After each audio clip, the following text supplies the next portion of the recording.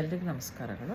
ಇವತ್ತು ನಾನು ಚಂದ್ರ ಎಲ್ಲ ದಿವಸನೂ ಇದ್ದರೂ ಕೂಡ ಒಂದು ದಿವಸ ಒಂದೊಂದು ಸಮಯದಲ್ಲಿ ಕಾಣಿಸೋದು, ಎಲ್ಲ ದಿವಸನೂ ಎಲ್ಲ ಸಮಯದಲ್ಲೂ ಕಾಣಿಸಲ್ಲ. ಈಗ ಸೂರ್ಯಾಸ್ತ ಸೂರ್ಯ ಉದಯ ಜಾಸ್ತಿ ಡಿಫ್ರೆನ್ಸ್ ಏನಾಗಲ್ಲ ನಮಗೆ. ಓಕೆ, ಏನೋ ಒಂದು ಗಂಟೆ ಹೆಚ್ಚು ಕಡಿಮೆ ಆಗ್ಬೋದು, ಆ ಥರ ಇರ್ಬೋದು. ಆ ಚಂದ್ರ ಪ್ರತಿ ದಿವಸನೂ ಬೇರೆ ಬೇರೆ ಟೈಮಲ್ಲಿ ಬರ್ತಾನೆ, ಬೇರೆ ಬೇರೆ ಟೈಮಲ್ಲಿ ಕಾಣಿಸ್ತಾನೆ. ಅದು ಅದು ಹಾಗೆ ಆಗ್ತದೆ. ಪ್ರತಿ ತಿಂಗಳು ಇದೇ ಥರ ಇರುತ್ತೆ.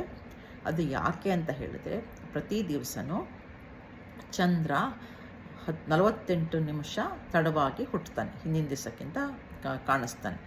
ಇದು ಅಮಾವಾಸ್ಯೆಯಿಂದ ಶುರುವಾಗಿ ಮತ್ತೊಂದು ಅಮಾವಾಸ್ಯೆ ತನಕ ಹೀಗೆ ನಡೆಯುತ್ತೆ.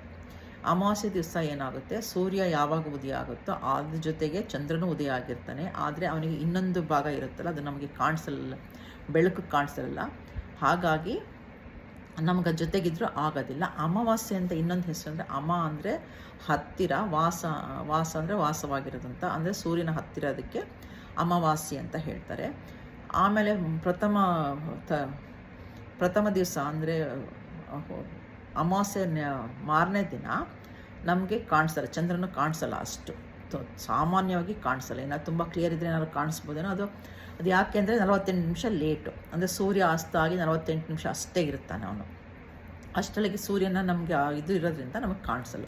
ಅದೇ ದ್ವಿತೀಯ ದಿವಸ ಕಾಣಿಸ್ತಾನೆ, 48 ನಿಮಿಷ ಆದ್ದರಿಂದ ಸ್ವಲ್ಪ ಕಾಣಿಸ್ತಾನೆ.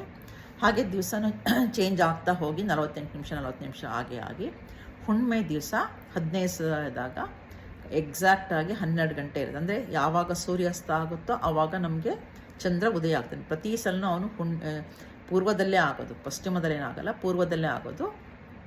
ಸೊ ಹುಣ್ಣಿಮೆ ದಿವಸ ಅವನು ಸೂರ್ಯಾಸ್ತ ಆದ ತಕ್ಷಣ ಈ ಕಡೆ ಬರ್ತಾನೆ. ಸೂರ್ಯ ಉದಯ ಆಗೋಕ್ಕಿಂತ ಅದೇ ಟೈಮಲ್ಲೇ ಅವನು ಅಸ್ತ ಆಗ್ತಾನೆ. ಆವಾಗಲೂ ಅಷ್ಟೇ 48